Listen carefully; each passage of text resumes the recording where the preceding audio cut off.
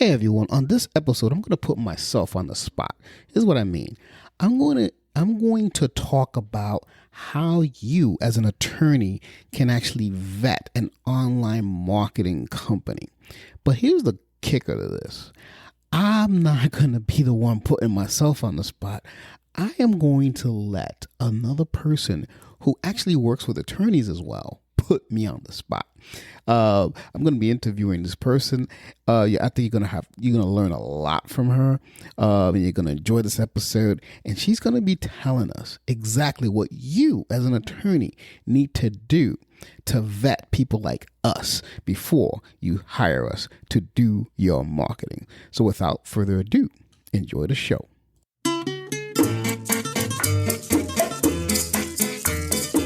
Hello, and welcome to Marketing Solutions for Local Businesses, the podcast where you will discover all the latest and greatest digital marketing tools, tips, and strategies you will need to implement in order to stay ahead of your competition. If you are not getting the results you are looking for from your digital marketing efforts, this is the podcast for you. And now, here's the host of our show, the local business guy himself, Frank Deming. Hello, everyone. This is Frank Deming, the local business guy, and welcome to another episode of Marketing Solutions for Local Businesses. Happy Wednesday. Happy hump day, everyone. I hope you guys are having a rockin' week thus far. Today, I have the privilege of introducing you to another person who also helps attorneys. As you guys know, that is my target market. Those are the people who I help the most. So I want to introduce you to someone who's doing similar things that I'm doing, but in a different way. So without further ado, he is the great Allison Williams. Hello, everyone. Frank, I'm so happy to be on your show. I'm excited to talk to you about today's topic and hopefully give some value to your audience. Well, I know you will. I mean, I've actually had the opportunity to review some of the things that you do. And I think it was a good match here to have you on the show, especially since we serve the same audience. So Allison, just tell the audience a little bit about you. I know a little bit about you, but can you introduce yourself to the audience? Who are you and what do you do? Sure. So I am an attorney. I'm a family law attorney licensed in the lovely land of New Jersey. And I have been a family law attorney for almost 19 years now. About halfway through that time period, I decided I was ready for more in my life and decided to stake out on my own and start a law firm. And by that time, I had a very big reputation and I was very skilled at family law practice. And that to me was all that I needed to go out and, start a business, right? Plenty of lawyers do this. They just lawyer in their own entities. They have their own name on the door. And that was one of the stupidest thoughts I've ever had because I started working and very quickly realized that, lawyering across the state, by that time I was practicing in 16 counties across New Jersey. And I had a client base that kept growing and didn't have the infrastructure set up, didn't have the people to service the work, didn't have support in anything that I needed. My secretary was supposed to come with me from my last job. She declined at the last minute. So I had to go out and hire people. Didn't know how to hire people. So I ended up having to fire people. And, after doing that a series of times, I decided, I'm done with this. Let me just be my own secretary for a while to kind of recover from the trauma of the bad hires. So I would get up in the morning and be a secretary from 6 to 8:30, a lawyer from 8:30 to 6 p.m., take a little snack break, and then 6:30 to 9 p.m., I'd be a secretary again. And I did that rinsing, repeating for 7 days a week for several weeks before exhaustion set in. And it happened to be quite fortuitous that on a Thursday, I was called by the courts in all of the matters that I had on Friday, that my matters were adjourned. So I was like, okay, great. I finally get a day in the office. And I decided to stay late on Thursday so I could crank out a little bit more extra work and actually go home and have a full night of sleep. I was going to sleep until, get this, 7 o'clock in the morning, which was late for me in those days. So I'm all excited and I get in the car and, it's kind of like the tension is built up and you finally get in the car and you kind of release the tension. And next thing you know, I was waking up driving 90 miles an hour down the highway and I almost hit a guardrail. So that was kind of my moment where Jesus took the wheel, quite literally. And I realized that working harder is not working and said, I'm done with this. So I offered to sell myself to the highest bidder and got a very lucrative offer from a large law firm to come in as a partner. And at the last minute, I said, no, I don't want to do that. I started a business for some reason. I needed to figure out how to make it work. And so I started working with business coaches to get myself the tools, the strategy that I needed to really get a control of the company. And because I already had a natural knack for systematizing, I put that together with what I was being taught and trained upon. And next thing you know, I was able to grow into a multi-million-dollar business in only 3.5 years. So that was kind of the awakening moment of the fact that I had a skill and a knack for helping people to do the same thing, because I would share my knowledge in the coaching community where I was, and people would say like, oh my God, can you help me build out this system? Or can you help me train this person? And I ultimately didn't work for that coaching company. I was just a client. But by the time I left, I didn't have anything to do because my business was so highly dialed in. I wasn't necessary for it anymore. And I was happy with my income. I was happy with my team. So I just kind of started hanging out on Facebook and saw that lawyers were assembling themselves in groups around the topic of business. And next thing you know, I had a place where I could add value, and I just gave away my time and my energy and my effort and decided, hey, I'm pretty good at this. Let me create a business around it. So in January of 2018, we launched Law Firm Mentor, which is a business coaching service dedicated to helping solo and small law firm attorneys to grow their revenues, crush chaos in business, and make more money. And that crush chaos piece is really my zone of genius, where we help people create systems that generate profit, ease in business, and help people to create a lifestyle or a high profit center business, or both, as they desire. And we do that with clients all across the country now. We are in 46 states. I have a coach team of 5 coaches all together. And our clients are as diverse as the team of professionals that I employ. So we have contingency lawyers, we have flat fee lawyers, we have hourly billers, we have some subscription services, and we have clients that are in well over 70 different practice areas. So the coaching is not specific to any one practice. It is really the codification of business principles into a law practice so that it becomes a law business, and people then can have the freedom of being able to create the income that they want and work the amount of time that they want. That is phenomenal, Allison. That is phenomenal. Kudos to you. Congratulations to you and your success. That is absolutely phenomenal. And I know my audience is going to get a ton of value from this interview, because that story is to me, it touches my heart to hear with such success in such a short period of time, especially since you're helping a very an entity that's in need of that assistance that you give them. So that's great. Now, the topic of today that we chose, because you've got so many things that you offer, but I think today's topic is also very needed in the industry, is that we're going to be talking about how to vet an online marketing company. And that's, I'm glad that we were able to set aside this time. I know you're a very busy woman, because this is important to my audience, for my audience to understand. So, before we get into like the nitty gritty, I'm going to go kind of hit the surface, scratch the surface a little bit first. And I want to talk about, as you know, I service a lot of attorneys, and there are a lot of people who do what I do. But, what should someone seek?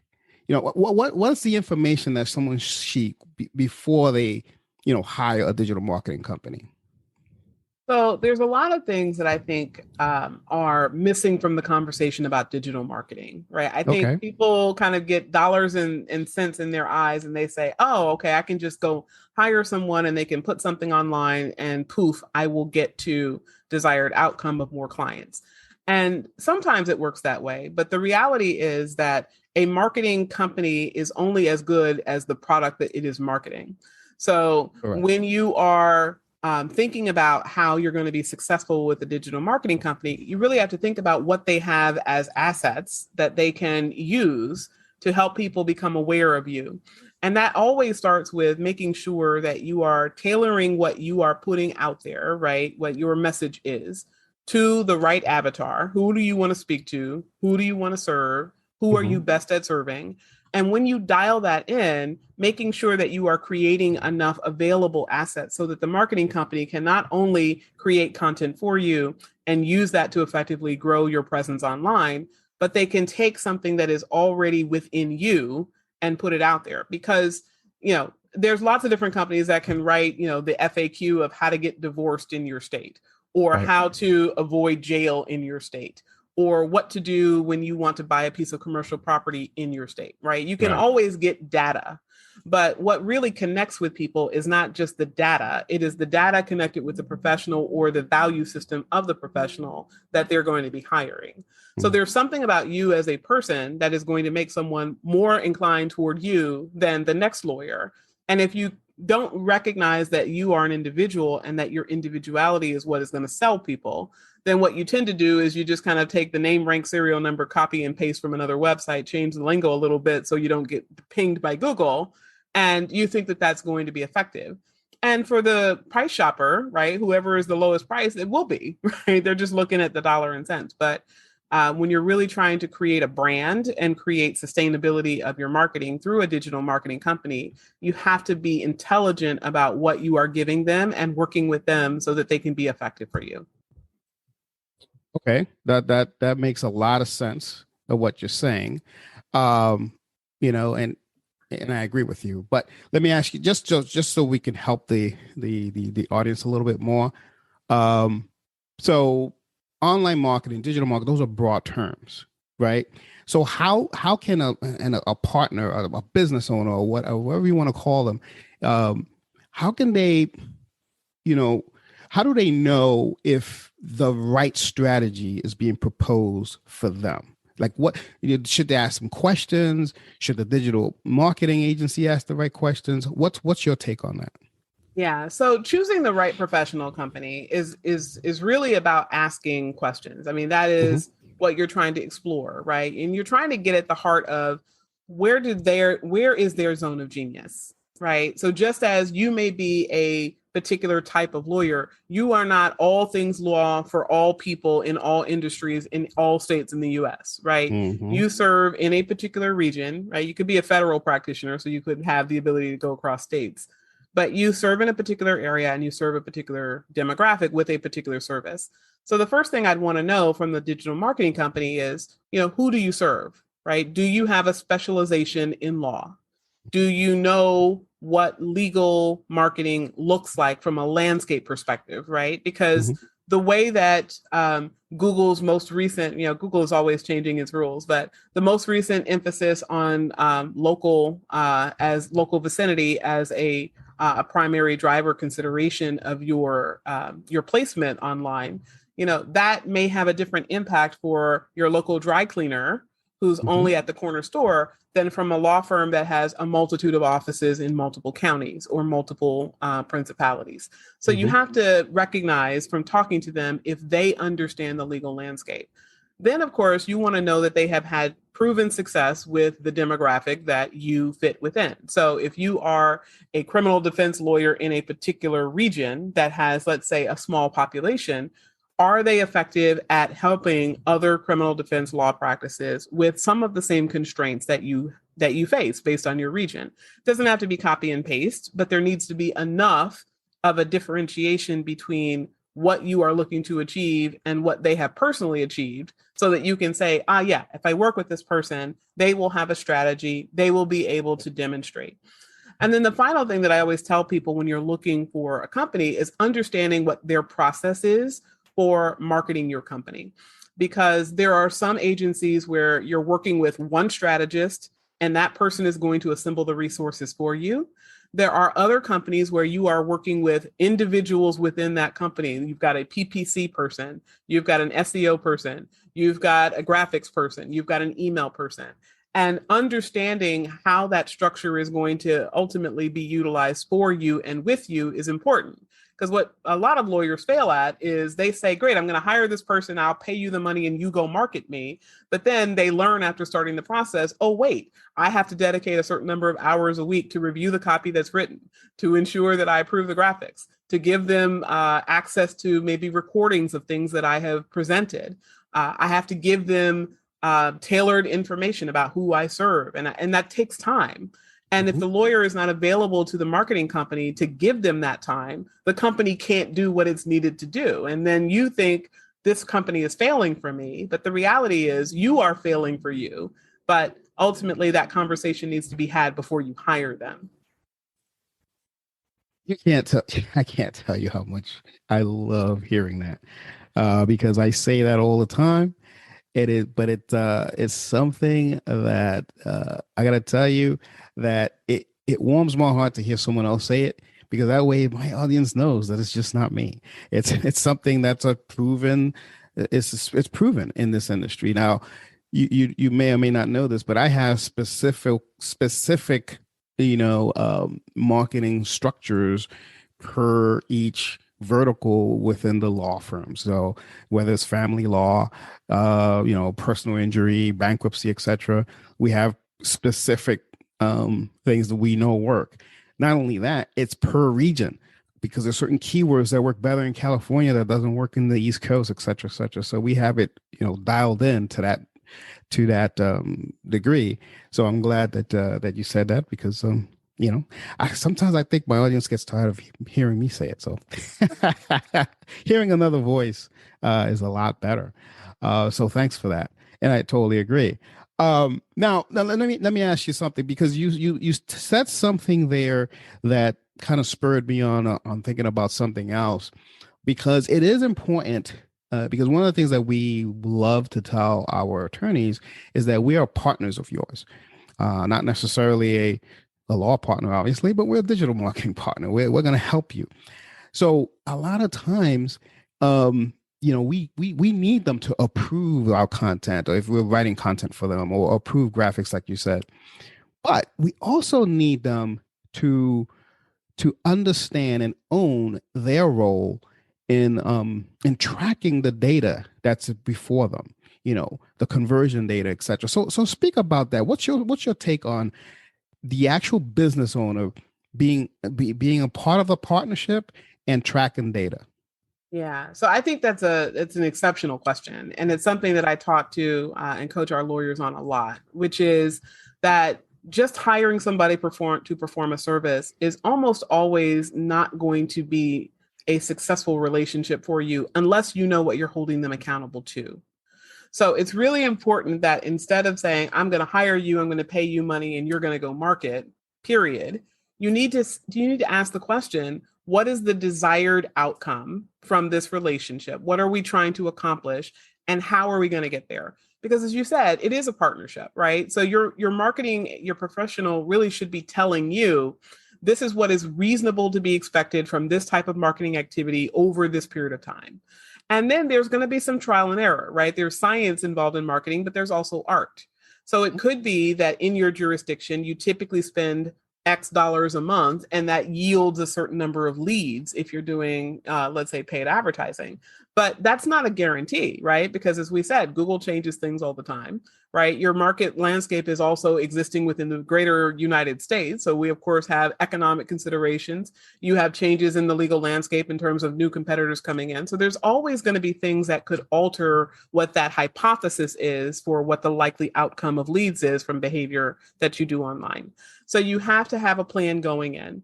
Now, once you're in the law firm can't just statically say more clients or less clients, right? More is not a metric. You have to have a very specific number. And that really comes from having a specific conversion funnel built out so that you can track the data. So I tell people, if you're not sophisticated at this, if you haven't gotten yourself a CRM, if you don't have technology to help you, you can do this very simply with an Excel spreadsheet, right? It doesn't have to be rocket science to start. I remember when I first started tracking data, it was as simple as having an Excel spreadsheet. And we put in very simple data. We tracked the number of impressions that we were getting, right? How many hits to our website? How many people were seeing our marketing message? And then from that, how many leads were coming in? Of those leads, Are they good leads? Are they people that we would sell our service to, or are they not viable, right? If somebody's looking for a service in another state where we're not licensed, that may be a lead for what we offer, but that person is not a viable lead for what we would sell them. So that has to be identified, because that's where your marketing conversation with your professional is really going to take root, right? When you ask, okay, great, I got 30 leads this week, but only 5 of them are in need of a service that I can offer in my jurisdiction. So they're not, the result is not effective. We need to hone in. We need to do some maybe negative geo-targeting of our leads, right? Or of our conversations online. Right. And then you need to have the second half of your funnel built out. So of the people that are calling your law firm, how many of those are actually being converted into scheduled appointments? Because if the marketing company delivers to you 100 people, but you can't get any of them to hire you, that's not effective. But that's not the marketing company's fault. That's your fault for not having a sales process that's effective in your business. Mm-hmm. So you need to know, what is our intake delivering in terms of scheduled appointments? And then how many of those scheduled appointments are actually showing up, right? We scheduled 10 people this week, 2 of them showed up. That's probably because you're offering free consultations, which I almost universally tell people not to do.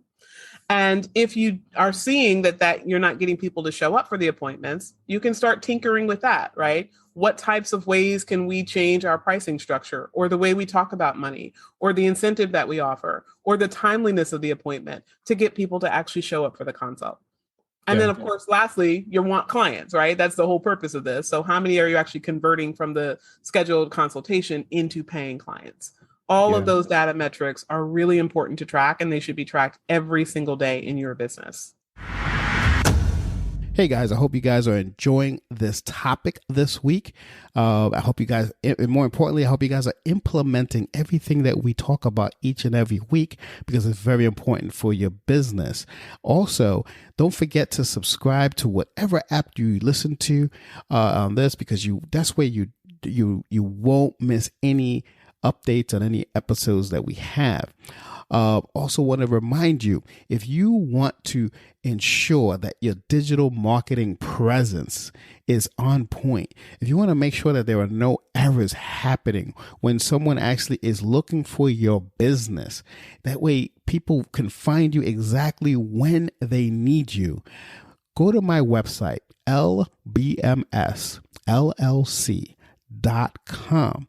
Go to on the home page, and where it says Online Presence Report, click on that. You will have your own personalized online presence report. It's free of charge. It's going to tell you exactly how you're appearing online. This is a gold mine that I'm giving you for free. And I want all of my listeners to take advantage of that. So without further ado, I'm going to bring you right back to the show. Amen to that. Let me ask you this question here, Allison, since we're talking about leads and tracking and all that. Some people who listen to my show are clients of mine, so you're going to be speaking to them directly on this question here, because a lot of times, we offer monthly and quarterly reviews of the data that's coming before them. And we also have a dashboard, which they log into, they see and all this stuff. And very few people actually log into that dashboard. And a lot of people cancel on my monthly or quarterly review meetings. And all they tell me is, hey, Frank, the phone's ringing. Keep it up. That's it. We're good. What would you say to something like that? If, because I know they're getting leads, I just don't know their conversion rates. So how can you educate them? Help me help them. So, I think it's a common problem. Lawyers are busy, right? Yep. And it really helps to get someone who understands the importance of knowing your numbers, not just knowing good versus bad, right? So phone is ringing fits into the good category. If phone stops ringing and it fits into the bad category, they're probably going to call you. Oh my God, we don't have any leads. You got to help us. Well, one of the things that you have to do in order to get to consistent recurring revenue, and in particular, increasing consistent recurring revenue, if that's your goal to grow your business, is you have to know the numbers at an intimate level.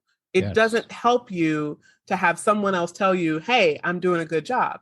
Because if all of a sudden your leads drop in half, you're going to have probably a panic moment.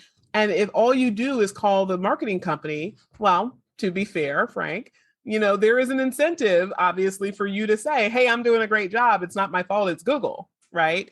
And the skeptical lawyer is going to say, that's nonsense. I'm hiring you. I'm paying you. You should be able to fix this. And then you get into an adversarial relationship with your partner. So that's not beneficial for you. In order to know whether or not what is being done for you is actually benefiting you, you need to have an understanding of your numbers. So if you do nothing else other than let your marketing professional assist you in understanding the numbers, what to look for, and ultimately take time and put it on your schedule right now to be a good client of your marketing professional. That means put time on your schedule. I like to do it once a week, but you can actually do it less frequently than that, especially if you have far more in terms of revenue than you desire or far more than what you minimally require. You can say, I can do this biweekly, but minimally, you need to be looking at it more than once a month, and you need to be looking at what's coming in so that you can say, where can I improve? Because what most people think that they need to do is go out and buy more leads, right? As soon as I don't have enough money, we say, oh my God, let me just go pay somebody to go send me more leads. But you could be doing things like increasing your conversion rate. You could be increasing your show up rate by doing things like offering people an incentive. Hey, pay for the consult and I'll give it back to you when you show up, right? Or I'll give it back to you if you don't convert. You can do things with your actual lead flow, right? You can have different conversations with them. And then in terms of what's coming in, many times you have a lot more authority and power and control than you realize. It's almost like you are giving a Herculean task to your marketing professional without thinking about how much easier and faster it would be for you to grow your company if you were more involved. So the one thing I always tell lawyers all the time is now in the digital age, it is so much easier to get content. I want you to literally just sit down and think about the last consultation that you delivered. If you did nothing other than record that consultation with the consent of whomever you're recording, if of course you're in a two-party state, you definitely don't want to violate the law, but you want to get a recording of what you are saying to people and then have that recording transcribed. You can use one of these services that do artificial intelligence and spend literally $10 or less to get yourself an hour of transcribed content.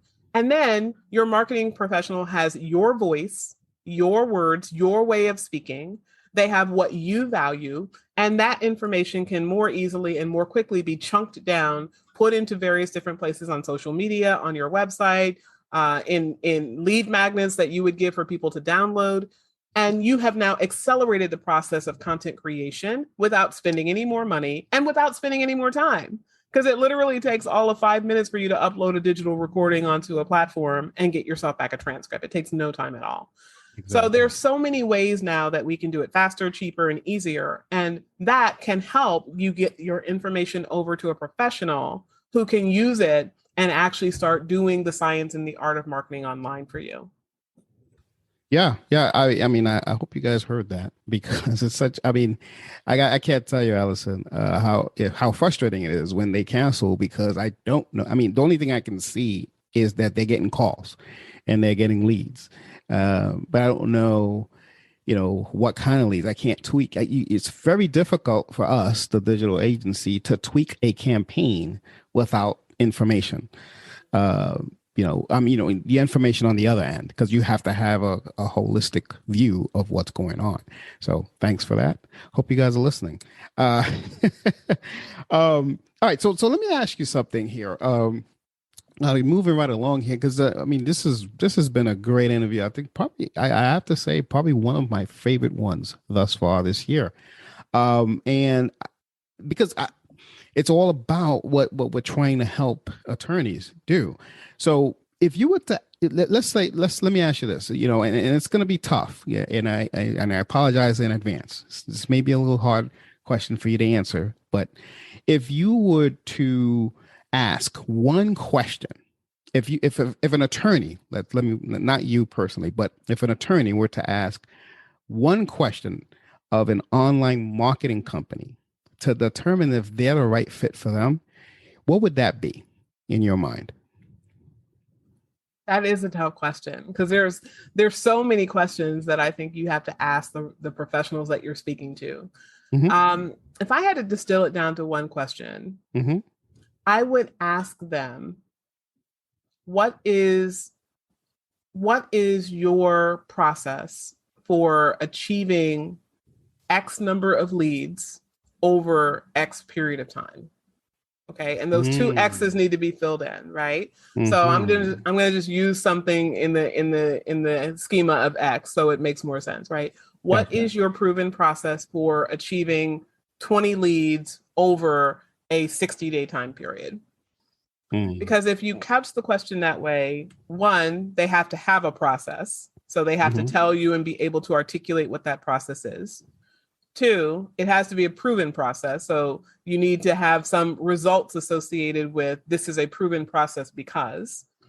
Three, you're asking about quantity, right? So you're telling them directly what you want. So it requires you to do the inner work of this is what my law firm business can afford in terms of this is how many people we could service, right? If I told you I'm going to dump 50 new clients on your business tomorrow, most small law firms would not be able to service that amount of work, right? So you have to know how much you want.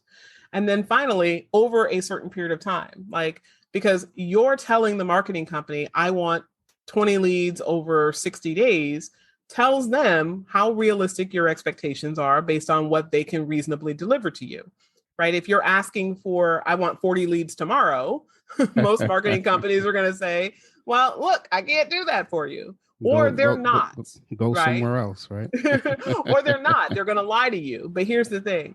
If you get somebody to tell you that some absurdly high number of leads can be delivered to you over some reasonably short period of time, then you know that you're being told something. You're being sold a bill of goods just to get your money.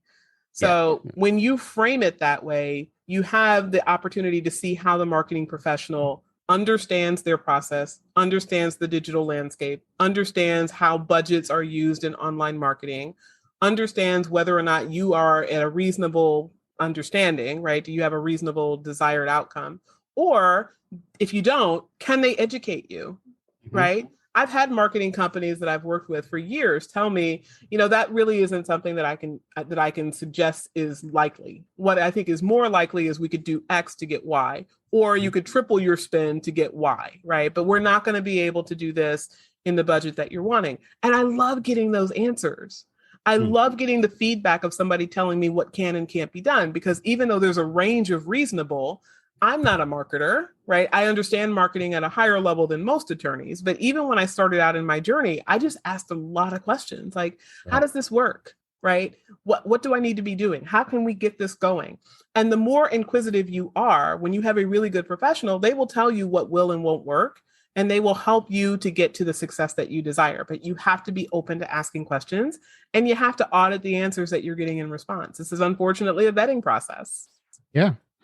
And speaking of vetting process, and you mentioned in your answer that it is hard to just ask one question. And then, we only had time for one question, but I understand you have a vetting process gift for our listeners. Like, can you tell us a bit about that? Yeah, absolutely. So we created a cheat sheet here at Law Firm Mentor for lawyers to be able to ask the right questions, right? And there's a whole host of categories that we talk about. It's really A, B, C, and D. But within those categories, we outline the questions that you need to be exploring with your digital marketing professionals before you hire them.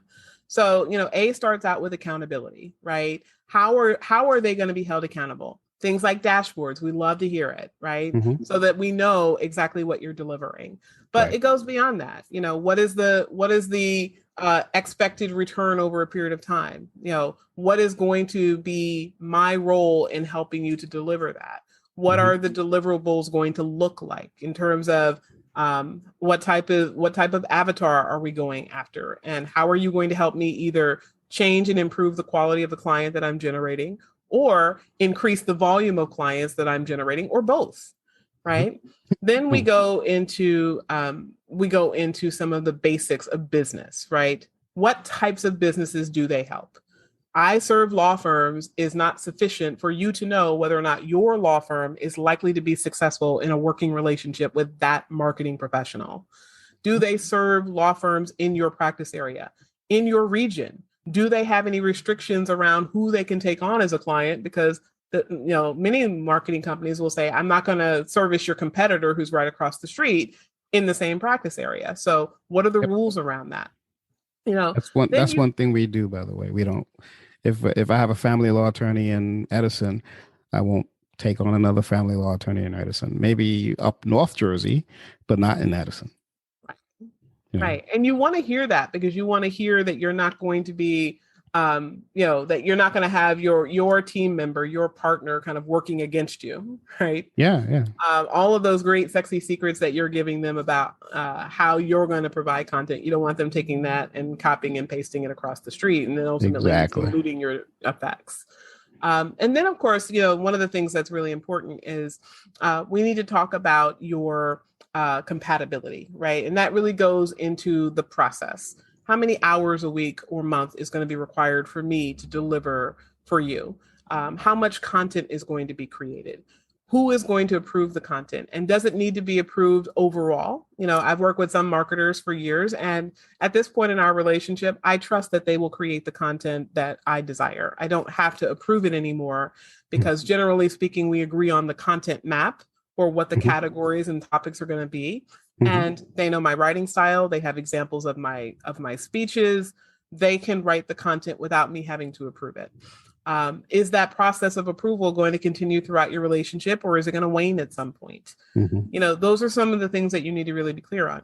And then finally, differentiation. What is going to be that key critical component that will make you stand out relative to the next family law attorney or criminal defense attorney or personal injury attorney? You're not a commodity, and you have to recognize that, as does your marketer. So if your marketer is giving you information that suggests all family law firms are marketed the same way, they're not the right one for you. They just don't have the level of expertise that you need in this area. Case in point, I have a very good friend who's located in Bergen County. She has a family law firm in Bergen County, and her law firm includes herself as the principal, and she has 2 associates. She does not want to grow her law firm beyond having herself and 2 associates. She's made a very clear lifestyle choice. She wants to lawyer, she wants to employ people, and she wants to only work a certain amount of time. However, she of course wants to grow revenue as inflation is increasing and as her economic needs may increase. So that includes having a very specialized niche of clients that are very high net worth clients. My law firm is in another part of the state, also in an affluent part of the state, but we service people that have your garden variety, 2 kids, a house, and a pension divorce. And we also service multimillionaires. So there's a range, and we have 9 attorneys. So someone who's coming here is going to have a very different experience than someone who's going to her law firm, not because there's a differentiation in who answers the phone and how quickly we return emails and do we know the judges, right? The kind of stuff that people think of as kind of the stuff you can put on any website, but because of the approach that we take. The fact that we have a non-attorney who is our salesperson, that you have a very targeted process. We have our own little mapped out grid for how we determine who works with which attorneys, not just based on skill set, but based on personality, based on emotional needs, based on sophistication of issues, based on case volume. All of that is dialed in pursuant to a system here in a way that's different than in her particular law firm, even though she has a very, very solid law firm. So if a marketer is not able to figure out what the secret sauce is so that they can talk to the person that's fit for you relative to the person that's fit for another entity, you're not going to have much success in terms of getting to the right people with the most powerful, impactful message. So your sales become harder, right? Even if they call you, it's going to be harder to convert them. And you're going to have fewer people calling you because a generic message is going to land very blandly to everyone and not really speak to anyone. That is exactly why asking the right questions of avatar is so important, because your messaging will be different. Your targeting will be different. Everything's different. The keywords that you select will be different, because each market is different in that aspect. So yeah, I'm glad you said that. So that link to the cheat sheet will be in the show notes, folks. So if you want to understand how to vet your digital marketing agency, That I recommend that you head on over right now to the show notes, and the link will be on there. Now, do I have your permission, Allison, to also include your LinkedIn information? Absolutely. Okay, Absolutely. awesome. So I really want you guys to pay attention to what Allison's doing. She does amazing things. You'll be very impressed on LinkedIn, because I follow her on LinkedIn. She posts, she has a lot of information there. So if you want to know more about her, but definitely get that cheat sheet. I think it's going to help you tremendously.